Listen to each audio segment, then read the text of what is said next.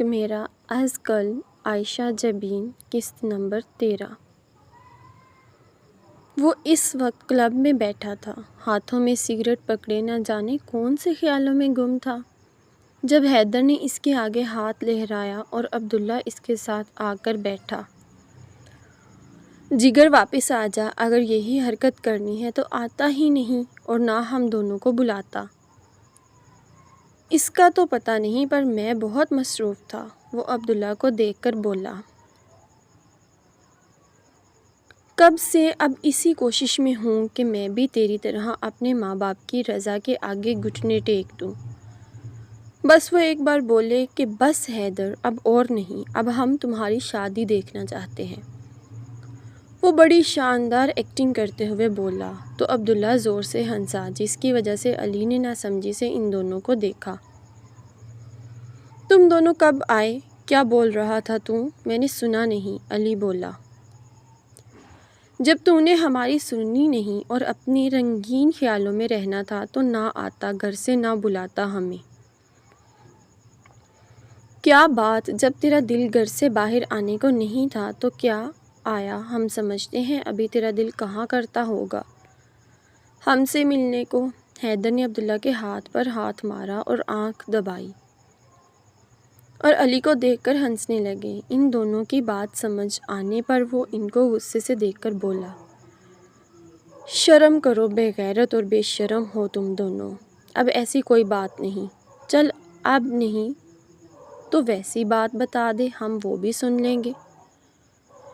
حیدر نے علی کو بول کر اس کے بالکل ساتھ آ کر بیٹھ گیا۔ چل اب شروع ہو جا، جو تو سنائے گا ہم سب سنیں گے، وہ دانت نکال کے بولا۔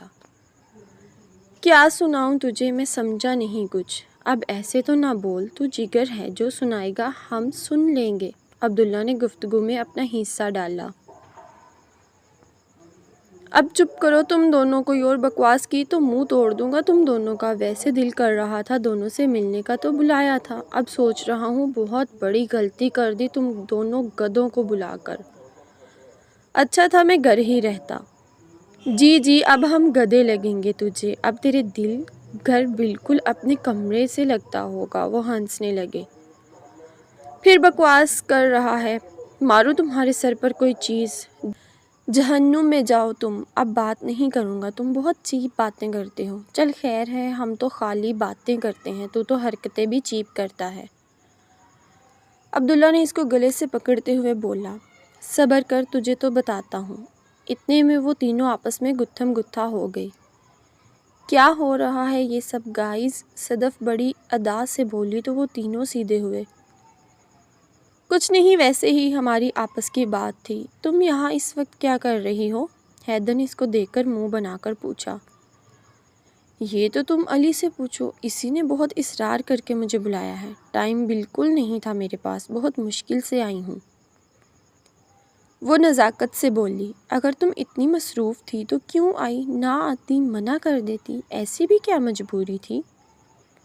تم اپنا وہ بہت ضروری کام کرتی نا۔ عبداللہ بھی رکھائی سے بولا، تم دونوں کو شاید میری بات کی سمجھ نہیں آئی، میں یہاں علی کے بار بار اصرار کرنے پہ آئی ہوں۔ چاہو تو علی سے پوچھ لو، وہ ادا سے مسکرا کر بولی۔ تو ان دونوں نے اچنبھے سے علی کو دیکھا جو فون کو دیکھ رہا تھا۔ علی، یہ صدف کیا بول رہی ہے؟ وہ کہ زبان بولے، تو نے بلایا اس کو یہاں اور ہمیں بتایا بھی نہیں۔ ہاں میں نے بلایا تھا، میں بھول گیا بتانا تم دونوں کو۔ وہ غائب دماغی سے بولا اور فون کو بند کر دیا، جہاں ابھی کچھ دیر پہلے بیسٹی کے نام سے کال آ رہی تھی۔ اس نے ایک ٹھنڈا سانس خارج کیا اور وہ ان کی طرف متوجہ ہوا، جہاں حیدر اور عبداللہ اس کو ناسمجھی سے دیکھ رہے تھے۔ کیا ہو گیا؟ چلو چل کر ڈنر کرتے ہیں کسی اچھی جگہ، وہ فون پاکٹ میں رکھتے ہوئے بولا۔ یار اگر یہ پلان رہا تو سحرش اور ہادیہ کو بھی بلا لیتا تو زیادہ اچھا لگتا، حیدر نے صدف کو دیکھ کر بولا۔ سحرش کو ابھی رستے سے پک کر لیتے ہیں، اور ہادیہ کا موڈ نہیں تھا آنے کا۔ اس کا تیرے ساتھ آنے کا موڈ نہیں تھا؟ عبداللہ حیرت سے بولا۔ ہاں اور کیا، میں جھوٹ بول رہا ہوں؟ وہ بول کر ادھر ادھر دیکھنے لگا۔ حیدر بڑے غور سے علی اور صدف کو دیکھ رہا تھا۔ اس کو علی کا نظریں چرانا کھٹک رہا تھا۔ اب چلنا ہے کہ ساری رات یوں ہی ہادیہ اور سحرش نامہ سنتے گزر جائے گی؟ صدف اٹھلا کر بولی۔ تم دونوں جاؤ، مجھے ایک ضروری کام یاد آ گیا ہے، مجھے جانا ہے۔ حیدر سلگتے لہجے میں بولا اور اس نے عبداللہ کو اشارہ کیا جس کو اس نے سمجھ کر سر ہلایا۔ اچھا کون سا کام؟ تجھے ویلے کو یاد آ گیا؟ اور تو عبداللہ تو نے جانا ہے کہ نہیں؟ وہ چڑھ کر بولا۔ نہیں یار میں بھی نہیں آ سکتا۔ عبداللہ نے بھی معذرت کی۔ ٹھیک ہے جیسے تم دونوں کی مرضی، اب بات مت کرنا مجھ سے، میں بچہ نہیں ہوں، سمجھ رہا ہوں تمہارا رویہ، وہ غصے سے بولا۔ چھوڑ نا علی، اب جو نہیں آنا چاہتا تو اسے زبردستی تو نہیں کر سکتے۔ تم نے بولا ان دونوں کو، یہ نہیں جانا چاہتے تو کیا کر سکتے ہیں؟ اگر تم بولو تو ہم بھی نہیں جاتے۔ وہ اس کا بازو پکڑ کر نزاکت سے بولی۔ نہیں تم اور میں چلیں گے، جس کو نہیں آنا نہ آئے، وہ مجھ سے کسی سے فرق نہیں پڑتا۔ وہ بول کر تیز تیز قدم اٹھاتا وہاں سے چلا گیا۔ صدف بھی اس کے ساتھ مغرور سی چال چلتی بنی، مگر ان دونوں کی طرف طنزیہ مسکراہٹ سے دیکھنا نہیں بھولی۔ وہ دونوں علی کو صدف کے ساتھ جاتا حیرت سے دیکھ رہے تھے۔ جب وہ ان کی نظروں سے اوجھل ہو گئے تو دونوں کندھے اچکا کر اپنا منہ لے کر اپنے اپنے گھروں کی جانب چل دیے۔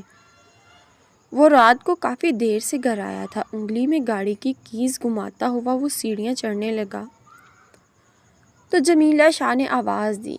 رک کر پلٹا۔ جی امی کیا ہو گیا ہے؟ آپ ابھی تک کیوں جاگ رہی ہیں؟ طبیعت تو ٹھیک ہے آپ کی؟ وہ ان کے گلے میں لاڈ سے بازو ڈال کر بولا۔ میں تو ٹھیک ہوں اور تمہارا ویٹ کر رہی تھی۔ کچھ خیال ہے کب سے گئے ہو گھر سے؟ یہ وقت ہے گھر آنے کا؟ اب تمہاری شادی ہو گئی ہے، ٹائم سے گھر آیا کرو، اب یہ حرکتیں بند کرو اپنی، وہ اس کو سمجھاتے ہوئے بولی۔ ہادیہ کب سے ویٹ کر رہی ہے تمہارا، اس نے ابھی تک کھانا بھی نہیں کھایا، جاؤ اپنے کمرے میں اور اس کو کھانا ضرور کھلا دینا۔ چلو جی، کھانا کیوں نہیں کھایا؟ کھا لیتی، میں نے منع کیا تھا کیا اس کو جو اب تک بیٹھی ہے؟ اور یہ کیا اب میں اس کی وجہ سے کہیں اپنی مرضی سے آ جا بھی نہیں سکتا کہ آپ کی لاڈلی کو کھانا کھانا ہے؟ اچھی مشکل میں پڑ گیا ہوں میں شادی کر کے، اب اس کو کھانا بھی میں کھلاؤں؟ اس کے اپنے ہاتھوں پر مہندی لگی ہے کیا؟ وہ نہ روٹھے انداز میں بولا۔